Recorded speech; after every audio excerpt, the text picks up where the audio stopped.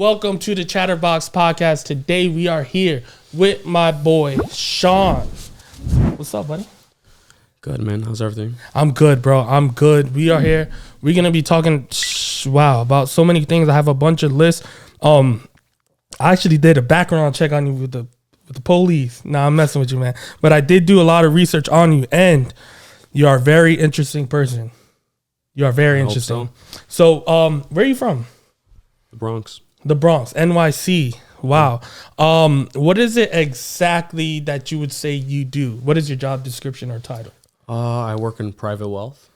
So I own an RIA firm, a private wealth firm on Wall Street, and I've had it for 3 years now. And prior to that, I was a stockbroker and then a private wealth advisor. But yeah, always in the financial services industry. All right. So you said you worked as a RA? RIA. What is that exactly? That means registered independent advisor, registered investment advisor. And then, so basically what that means is you're somebody who's licensed and registered to operate in the state or throughout the United States with investment advice. So, I it's crazy because when my podcast, it's about financial literacy and all that. And I'm in a bunch of other Discords, and they say, a lot of people are like, hey, disclaimer, we're not financial advisors. So in this case, I am a financial advisor. And wow. My firm is registered, yeah. So no disclaimers here, guys. Listen, no disclaimers here. We're giving you financial advice from a financial advisor. So, wow. Anyways, thank you for that. So I needed to have you on the show. Like, I know you from the past. I known you when I was younger and seen the transition you made in your life. I love it. And you're talking big bucks, man. Yeah, we do well. You do very well. I seen you on, before the coronavirus, you were on CNBC. Yeah. What was that? What was that topic about? That was about, it was actually right when the pandemic began, and it was about what investors should be doing with their money. And the topic was, what should an investor at this time be doing with their money? Should they be, taking everything out of the market because the whole world was kind of on a standstill? And it was, they be taking things out of the market? Should they be investing more? Should they be getting a bit more conservative? And so that's kind of what I was invited on the show to discuss. And kind of the synopsis of that was, keep the money in the market, because it's not about timing the market. It's about the time you're in the market. And yeah, that's pretty much what I was there to discuss. So that was I don't even know if we could say certain things, but that was pre-shutdown. That was right when the shutdown began. So like 2 months into the shutdown. So that would be 2020, March, April, May? That was like April, May of 2020. Yeah. Of 2020. So now we are in 2022. Do you remember what you said in the CNBC episode? I do. It was something along the lines of keep the money in the market, keep it on the field, and have your money working for you. It's not a time to get conservative. You should probably get more aggressive now that the markets are correcting. And that now that the markets, there was a downturn, which they call a correction, investors should be looking at that as an opportunity to buy into companies at a discount instead of looking at it as a time to run. And if someone were to have taken that advice then, I mean, they'd be up a sizable amount today.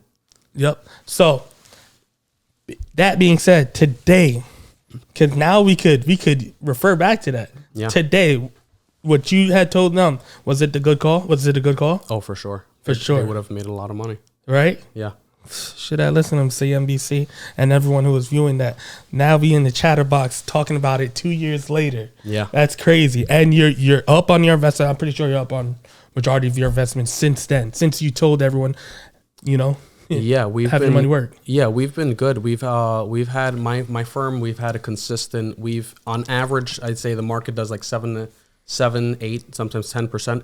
We've averaged over the last decade over 33% in annual returns, and that's in very safe A-rated investments. So this isn't where we get into something that's very risky or unregulated.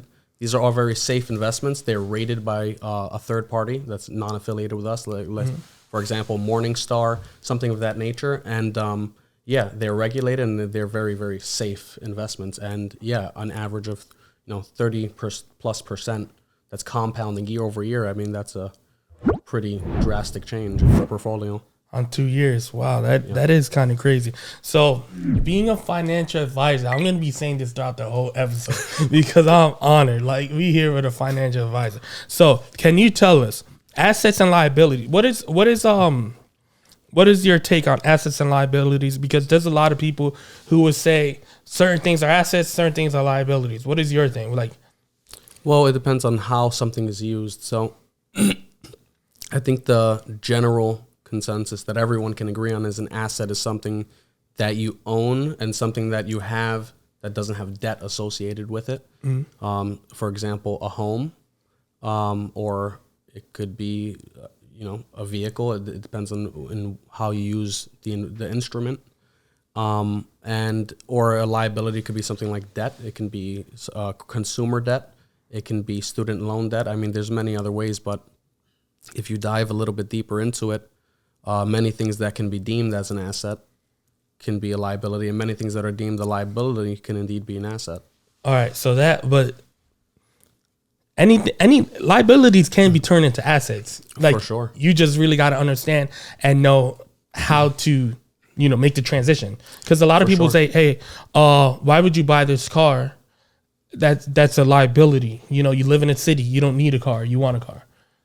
Yeah, well, a car, if you're using it in a way you can do like ride sharing or even rental, like on Turo, hosting, something like that.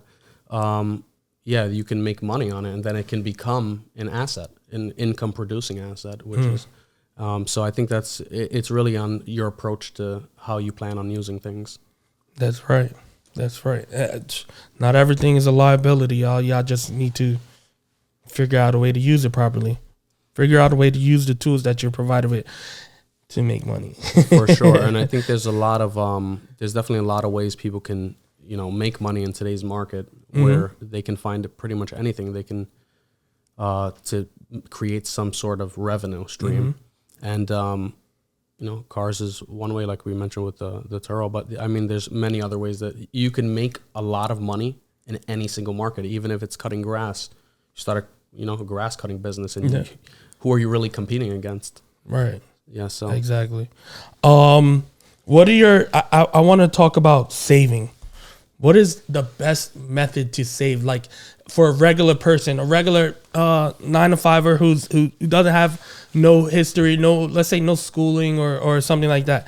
I don't know what's the medium wage nowadays. Right now, the average income has gone up to about 35,000. That's where the poverty line is at. That's the poverty line, but the average income has gone up to about 55,000.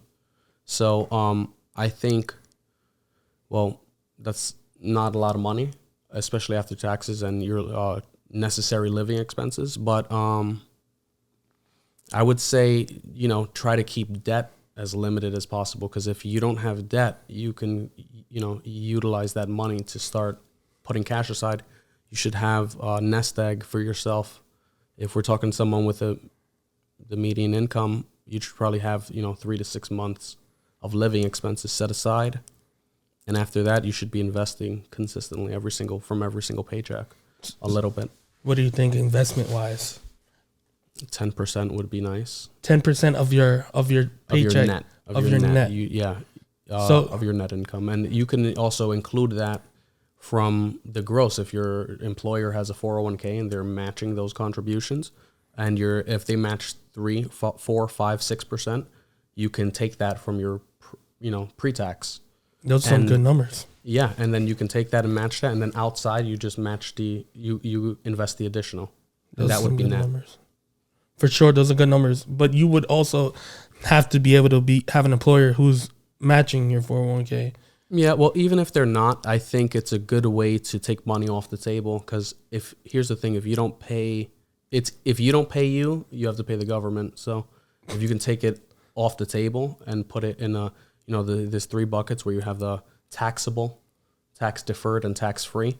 So a 401k, employer-sponsored 401k, is traditionally a tax-deferred plan, which is a traditional 401k. But a lot of employers are getting a bit more savvy, where they're offering something called a Roth 401k option, where this is tax-free dollars, and they grow tax-free for the rest of your life, but after the 5-year holding period. And that's definitely the way people should be going, to tax-free. So tax-free, would that be, what if you're an entrepreneur? You can still do that yourself. Actually, you can start an LLC and have the revenue in your own business, and actually start a self-employed 401k or solo 401k if you're by yourself. You can do, and you can contribute like $19,000 a year if you're under 50, and after 50 you can do an extra $6,000. And if you needed, let's say there was more money on the table, your business is doing really well, you can go a little bit more, and you can do in addition to that, or you can go to like a SEP IRA. You can do over $50,000 in contributions if your business is really high income producing and it's in the 6-7 figure range of net. This is not. There's something called EBITDA. This would not be that, which is earnings before interest, tax, depreciation, and amortization. If it's net revenue and you have a couple $100,000 or 7 figures, you could even do something like a cash defined benefit plan. And based on your age, you can take hundreds of thousands off the table from the government to tax and put it into this retirement plan for yourself. And then later on, as it's growing tax deferred, you can convert that later on to actually become a tax-free asset. You'll just pay a initial tax on the conversion rate. But you would be taking a lot of money off the government's table, and who's going to use your money better than you? Yeah, right. That's crazy, because throughout the years, just imagine how much money in taxes. Like, how can they take more taxes away from you in 20 years than you have saved up? Well, that has a lot to do with how people are spending. Yeah. So there's a consumer spending problem, and it has a lot to do with what they want to show and what they don't want to show, right? So I think the taxes, it is very hefty, because you have a federal tax, then you have a state tax, you also have local and city taxes. And once we break that down a little further, you get taxed on receiving your money, then you have to spend, and you get sales tax.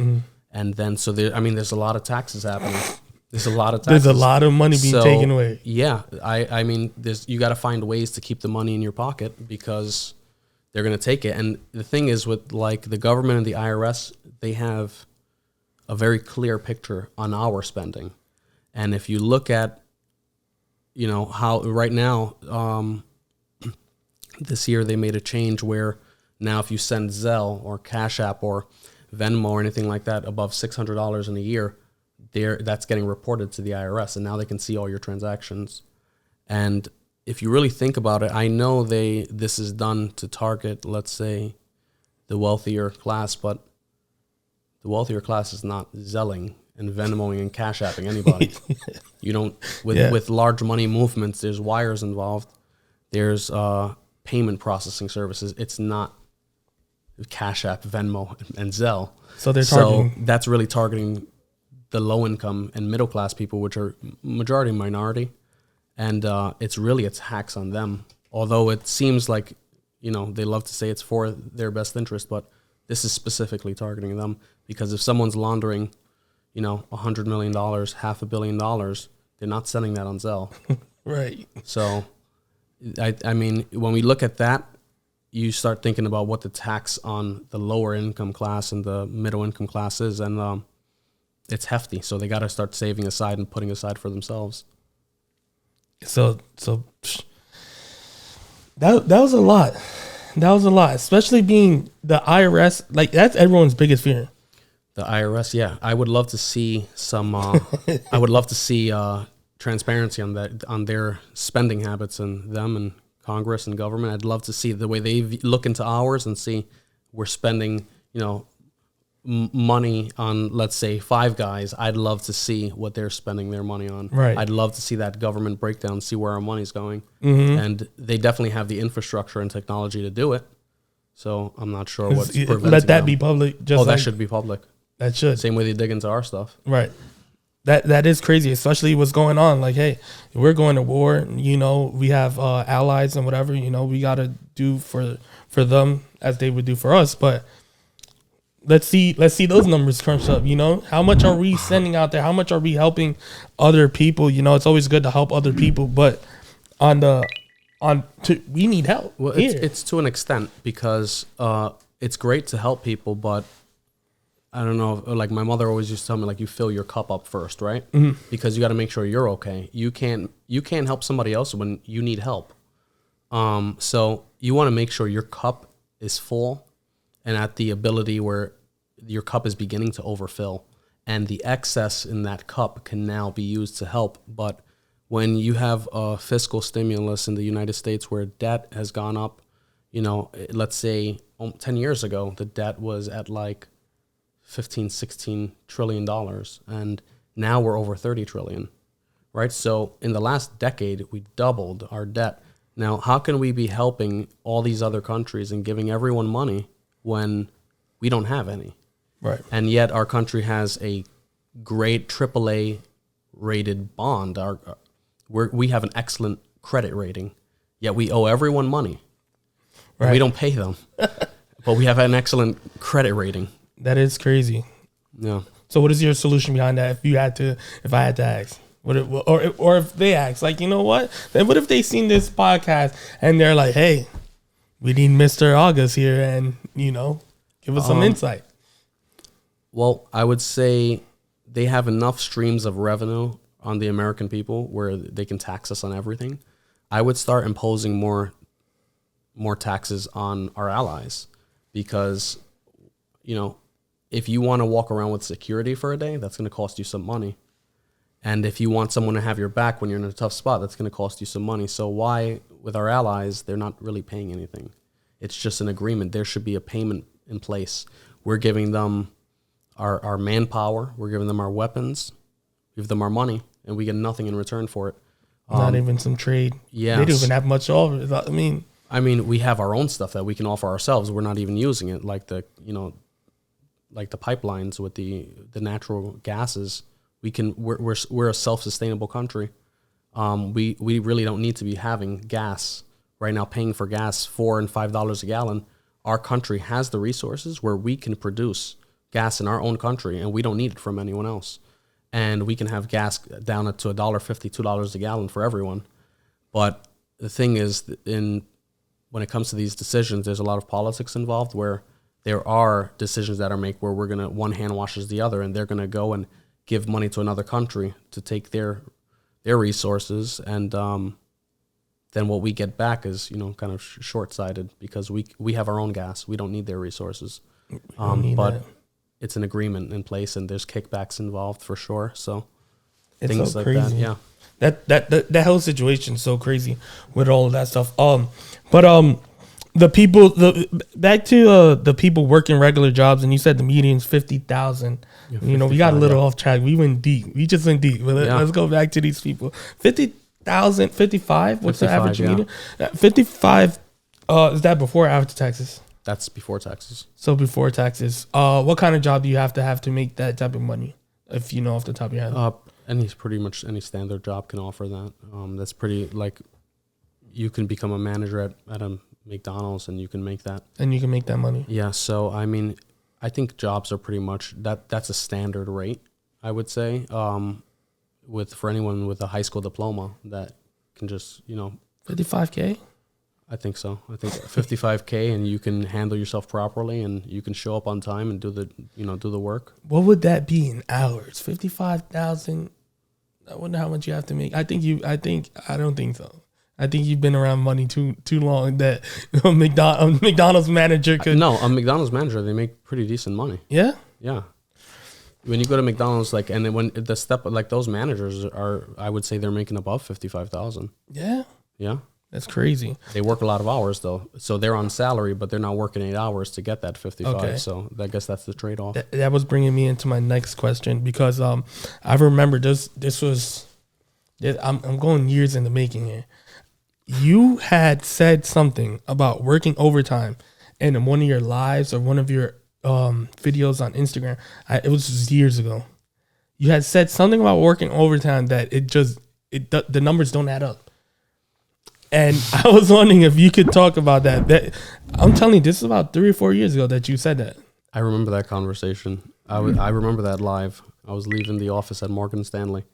Yeah, I was talking about overtime. So the thing is, if you ever notice when like the traditional person, they're working and they're like, I'm going to do a bunch of overtime this check. And then they go and do their overtime and they get like a couple $100 more, but they put in all these extra hours. So the taxation goes up once you pass a certain threshold. So if let's say let's say you were getting a check and it were, for example, let's use even numbers, $1,000, and you were getting taxed, 15% or 20%, 25%. Let's say 25%, for example. On $1,000, you're going to pay $250 in taxes. But if you did a whole bunch of overtime, let's say you did half your hours, you did an extra 20 hours. Now you should be getting, instead of 1,000, it should be going up to like 3,000 because time and a half. So you're going to cut that in half. You're going to take the additional. You do half those hours. Let's say $1,500, right? On that $1,500, now you're taxed at 30% and 35%. So now you're not making much more than you would have. The $750 take-home pay, you're taking home a couple $100 more. So the trade-off on the time to what you're actually getting in the take-home is not that big of a difference. You're better off finding your time to sell something, buy something in a thrift store and sell it. Mm-hmm. You'd probably make more money, and you won't be taxed on it. But now you gotta pay your taxes. You gotta pay your taxes because anything that you make over a certain amount, you gotta pay your taxes. For disclosure purposes, I said you gotta buy something at a thrift store and sell it. I didn't say you're selling it for a profit. I like that. That's right. It's donations. Wow, we covered a lot of things so far in such short time. Overtime, so that's crazy. Work overtime if you want, but I would think utilize your time. Use your time better. Invest your time more. A lot of people come home and they do their 9 to 5 and then that's it. So they sleep for 8 hours, work a job for 9 to 5 hours, from 9 to 5. And then after 5 is just, that's time to live life. Yeah, it gets like that. It's not recommended, but it becomes like that. You know what it is? There's a lack of, people don't believe in themselves too much, and they're tired. Their life gets in the way, but it gets in the way for everyone. So you gotta, if you want something, you gotta make that happen for yourself. I know when I started my career out, I was averaging 100 hours a week, and that was for like the first 3 years. And then the next few years after that, I was averaging 80 hours a week, and I feel like I've been pretty consistent with that to this day. Something like 70 to 80 hours a week. But I know that first few years, it's all about that sacrifice when you're starting out and you're building something from scratch and, you're putting in the hours, and that's the sweat equity. And it's also a little bit of you're proving yourself, and you want to prove. I never wanted to prove anything to anyone else. It was more to myself. Like, I'm a very competitive person. And so if someone was, let's say, in the office and they were outperforming me because they've been there for a really long time and I just started, that would bother me, not because they made more money. I never cared about that. Just it was more of you're performing better than I am, and what I'm going to do with that is I'm going to let this marinate, and I'm going to work twice as hard just to be the number one producer. And it's kind of like what happened when I was at JP Morgan. I was there, and I was the number one producer in their market, like the number 5 in the region, and then won an award for being a national sales achiever. And that came a lot from that competitive drive of I was willing to work a lot more, even for less remuneration, because when you're starting out, you kind of get it on Wall Street like it's a eat what you kill business. So it's not like you're there on salary. Whatever you take home, you did that work to get it. Mm-hmm. And I was definitely there grinding for a long time before I started taking home that. Before making the big bucks. Before you started making some bank. So how 100 hours a week? Yeah. So when I started out, it was I know there's like for advisors and stockbrokers, there's a regulation where you can only call people within a certain time window. So you're allowed to call from 8 a.m. to 9 p.m. in their time zone. So I would work from 8 to 9 o'clock every single day. And that's how I started like creeping up on people that were in the office in the rankings.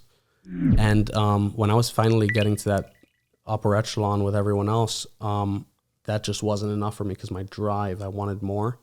So what I did is, since I can only work from 8 to 9, I got registered, since I'm based in New York on Wall Street, I got registered in the Central America and got registered in Texas, because our 9 o'clock here is 8 o'clock there. So now I can work till 10 o'clock my time. And then I did that, and I was working Central Time. Then I went over to Pacific Time, and I started working in California, and now I was working till midnight. So it got to the point where I got registered in Hawaii, and I was working till 2 a.m. our time.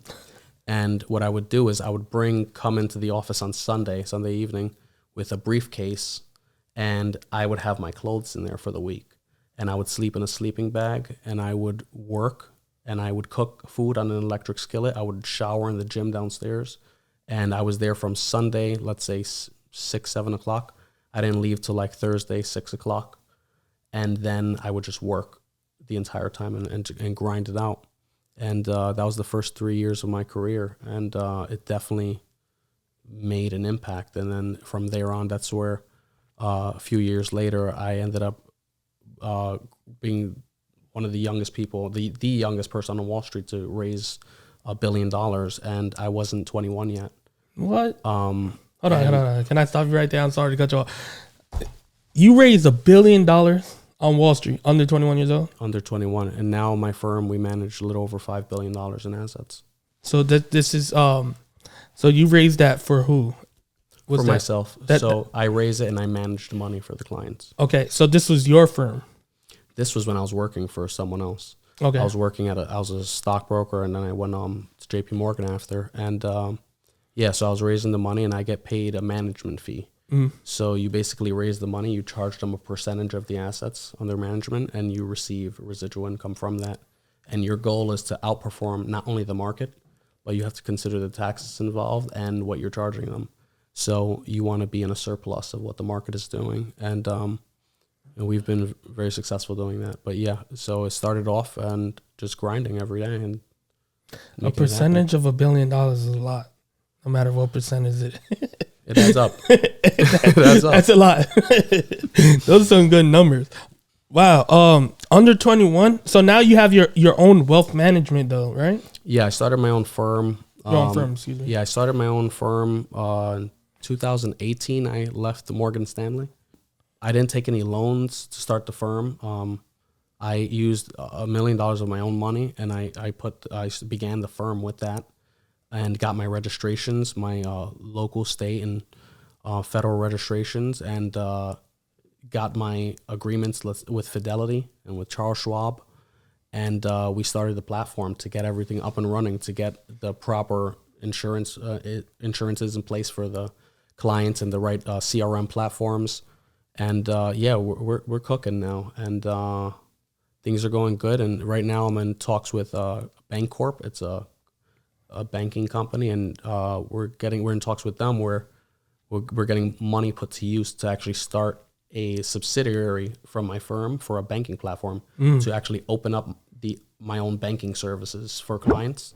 So not only will we be able to do investment management and trust and estate planning, and from a fiduciary perspective, of course, and but we'll also be able to offer banking services. So we would have the August Wealth Management Group will actually have the August Banking as well. So somebody could get loans? Loans, we'll be adding mortgages, checking accounts, savings accounts, credit cards, and that'll be actually up and functioning this year. That is crazy. That's crazy. You're talking big bucks. So when we get to like the book perspective of it, I actually wrote this book when I was at Morgan Stanley. I finished the book, and they actually told me I couldn't come out with it because they want to go into that platform and offer similar services. They looked at the book and they wanted me to give it to them, and they can put it out on their platform. And I said I'd rather shelf it and hold on to it. So which book was that? That's this book, Daddy, What Is Money? So they wanted you. Let's not get into that yet. I'm actually worried about this conversation we having, but I like it. I like it. We're going somewhere positive with this. At the end of the day, we're going somewhere positive with this. So everyone, this is amazing. Like, you wrote this book. Yeah. So let's talk about this book. You can hold it up. Sure. So I actually wrote this book. It wasn't initially for distribution. I actually wrote this for my son. Okay. I wanted him to learn about financial literacy, and there weren't a lot of books and programs out there. So he ended up going to this was when he was in preschool, and I got him into a preschool that was not the traditional school method. It was a large, it was actually more of a Jewish school, but they taught financial literacy aspects and taught selling and taught, we're going to plant seeds, grow these seeds, and now we're going to go out and sell them and raise money for the school. And I liked that aspect. And then I started looking for material that I can use to teach him about financial literacy. And there weren't many options out there. So I decided instead I'm going to write a little script myself on the key points I think that are very introductory, and putting the concept of money in layman terms for children. But it was specifically for my child. And I wrote the book out. I hired an illustrator actually for this, and it's not these drawings. It was different drawings, but I hired an illustrator and actually had a one-of-one book copy put together, and I would use that to read to my son and doing it repetitive with him so he can kind of get the concepts. And then, I was just using that material. And then when my daughter was born, and she was getting a little older, I was like, I need to find that book so I can do this again. When I saw the writing of it, I'm like, I can make some improvements here. I can do this a little better, this a little better. But now when I made these adjustments, the illustrations don't match the current wording. So I was like, I just got to get another illustrator so it can make sense. So I went and hired another illustrator, which was the person I hired this time. And it came out really well. And then that's when I thought, I can sell this. Yeah. And it can, instead of me teaching just my kid, I can teach in a larger scale. And that's kind of how the journey of the literature journey started. That's amazing. So since the book is here and we're talking about the book now, not everyone see the book. This book has great value, especially for children, especially for what is being taught here. And you got to start them off young. You said, you got to plant the seed. And I feel like a lot of people nowadays are just, schooling is just different. It's crazy. The schooling system, the way things are being taught in school hasn't changed yet. Being that times has changed so much. What you're teaching inside of school, to teaching the kids of the future, the same thing of the way how we were living 20 years ago. Well, if you look at the beginning of how school was started, it was used actually as a way to train factory workers. Okay. So that's why if you look at the school system, everyone's sitting in rows and columns, and it's because they were preparing them to work a factory line. So you work in a factory, you go and you're doing a bunch of handoffs, and it's it's stand up, sit down, stop writing, turn to page 6. It's all of these concepts. And so it was initially used to create people to work those lines. But that's not the case anymore, where the educational path is still in that direction, but the children are no longer wanting to work in factories. They're a lot more ambitious. They're a lot more intelligent now. There's a lot more resources and technological resources. So, I mean, they want to do different things. And that's actually the new project that I've been working on. It's a new book that I'm working on that'll come out later this year. It's called Start Dreaming Today. But the entire approach of that book is actually about the school systems and how they're not motivating the children to be the best versions of themselves. So the concept I'm working on, let's say for the cover, is like it shows kind of drains, 5 drains coming out from the Board of Education. And it's like hopes, dreams, creativity, imagination, and intelligence. And it's just draining it from the school. And that's kind of what's happening now. This is why children, there's behavioral problems and they're not being stimulated. That's a big issue. So we have Daddy, what is money? Mm-hmm. And then Daddy, what is the American dream? Yeah. So this is Money Tree Edition. So let's talk about SEC. SES. Yeah. What is that? It's the self-education series. So They have, right now, we have formal education, but then there's self-education, which is what you do when you're not in a formal setting. It's what you're teaching yourself. And I feel like financial literacy is, right now, the only way you can learn about this is if you're doing it yourself, because they're not teaching this in the standard curriculum in a pre-K to K or K through 12 setting. Although the governor of Florida just announced they're going to make it part of the standard curriculum in the state of Florida. I've seen that. But aside from that, this is not getting the headway that it should be getting. It should be standard in the curriculum by now. Yep. That is crazy. Shout out to Florida. I just had an idea. The SET that idea, though. Right? I know I gotta write that idea down. So if you don't know, everyone out there, this book I had purchased 100 copies. I had people contribute. There's a few people actually contributing to purchasing this book. I'm trying to have at least 2 copies. Like, this is just a start. Everyone's gonna judge me like 2 copies, but I'm trying to have at least 2 copies in one state, in every state of the United States of America. So at least 2 copies. If you see this podcast and you would like to contribute, you would like to do the same thing. I had purchased 100 books, and 2 copies are going to every state in the United States. You know, if you see this, you're in a certain state and you would like to, shoot me a DM, shoot me something and tell me, hey, let's get it out. Let's get it out into this school. Or, I'm interested in getting 100 copies. You could talk to me about it, or go directly to the source and try to purchase the book. It's, I feel like I'm doing my job. You did your job, so it got to get it for what it's worth. And the change that the outcome that could come from it, it's just a no-brainer. Yeah. And I'm happy. I'm glad to be a part of this, to tell you the truth. Yeah. Everyone, I had a few people like, that's crazy. Man, whatever. It's just money. And I feel like I got to do my job to contribute towards the financial literacy movement. And who, a person that I know had wrote these books. These aren't cheap. This ain't, the quality's great. I just remember being in school and, having books like this. And I feel like these books need to be put out there. And I know they're out there, but,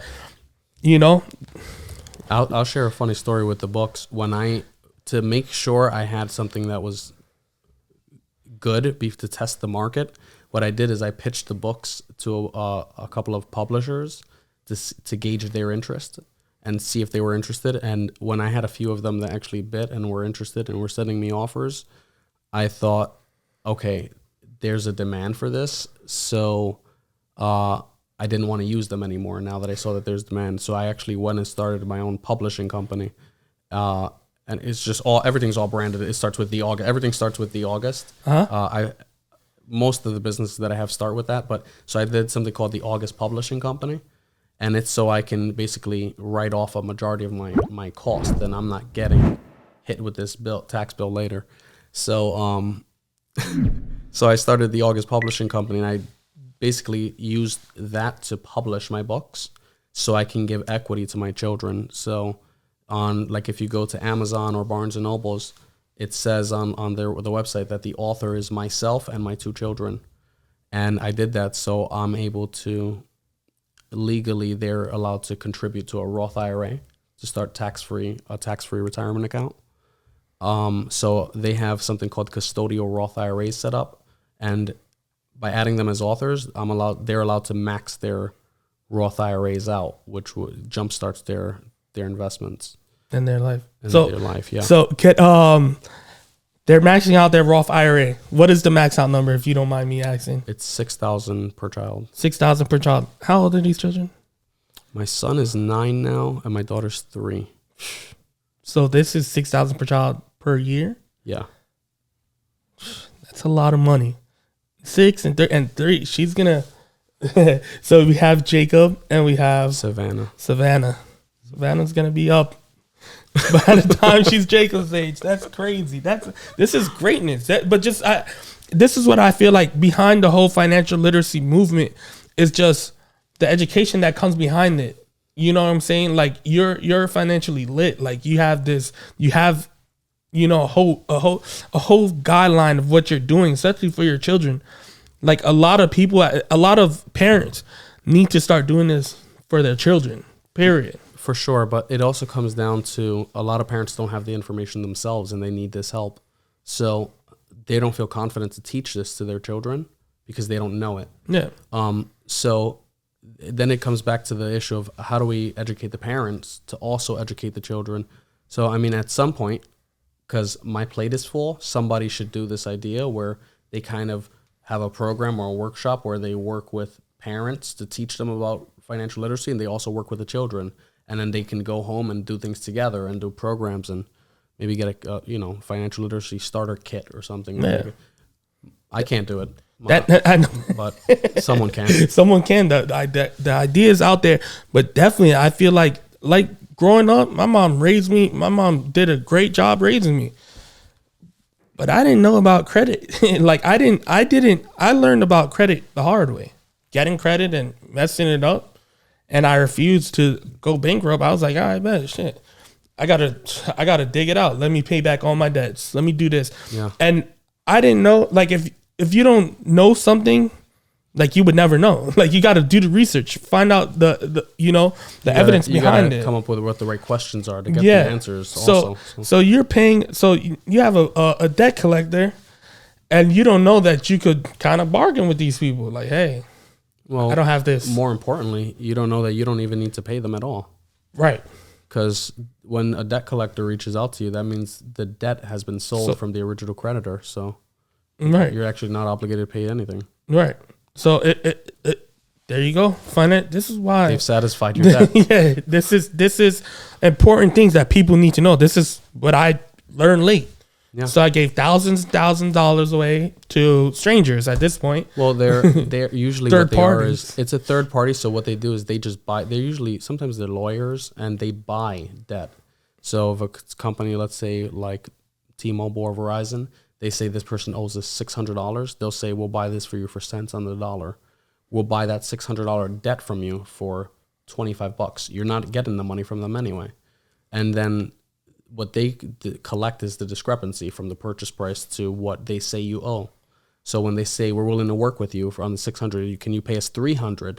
They bought it for like $25. So everything's their spread. Profit. That's crazy. Yeah. So now the right thing to do is, you want to buy that debt, you keep it.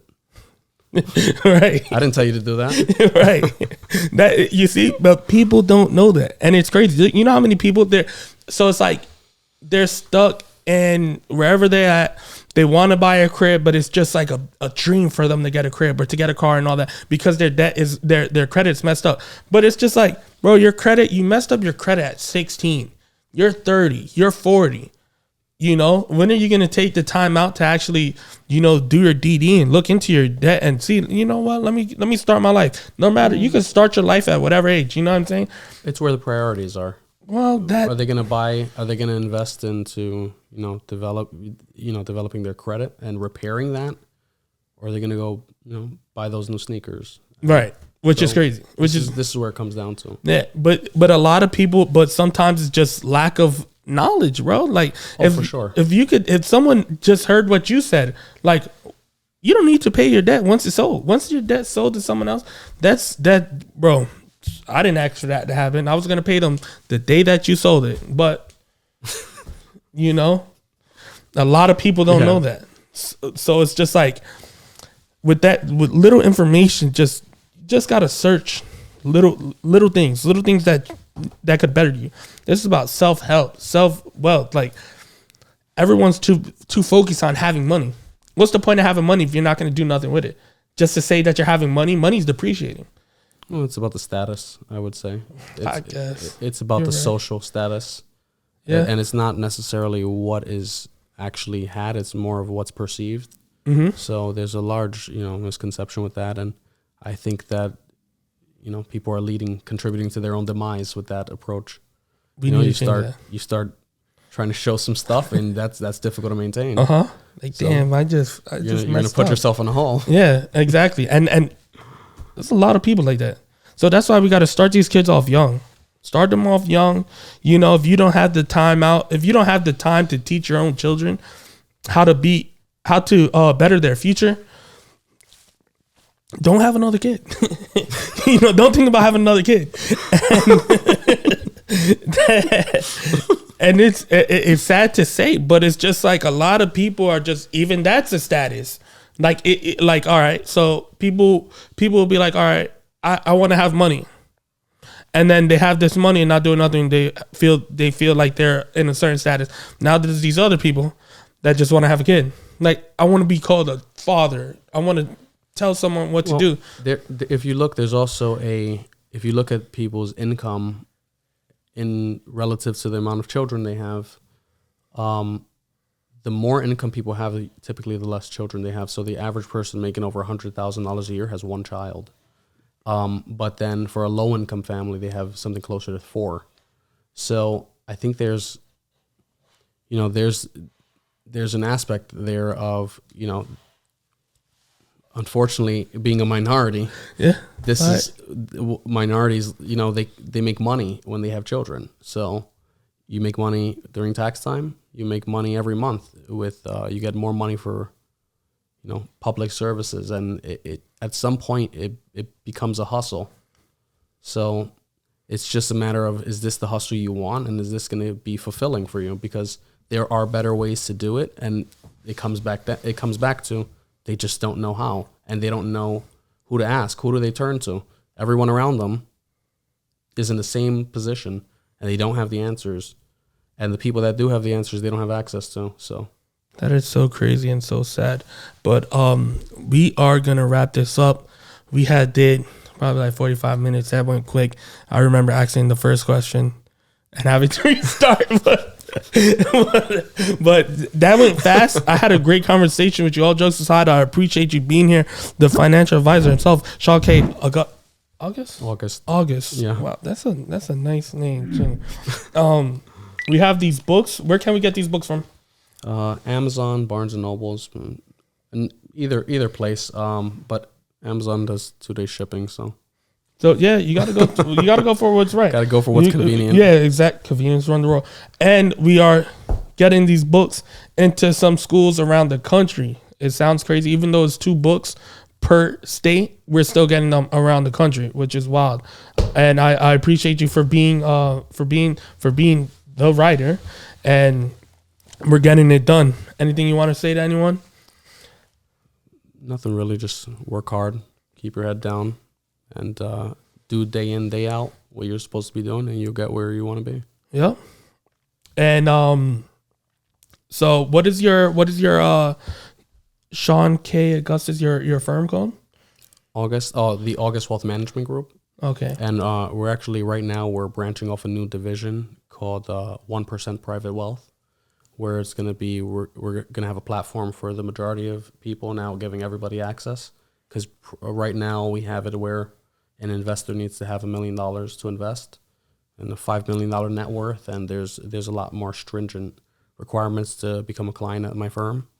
But now we're going to be branching it off where we have 1% Private Wealth, where we can have clients that have, you know, the 8, 9, and 10-figure net worth, and then we give access to everybody, where everybody can get help regardless of their net worth, and we could take in accounts from, like, you know, 10,000, 25,000, 100,000 plus, and so we're going to be creating a subdivision for that to help everyone out. That's great. What you're doing is great. You're doing God's job, and I appreciate you, buddy. Shake your hand on this. We had a great episode. Thank you, everyone, for tuning in to the Chatterbox podcast. Please like, subscribe, share, and comment. Thank you.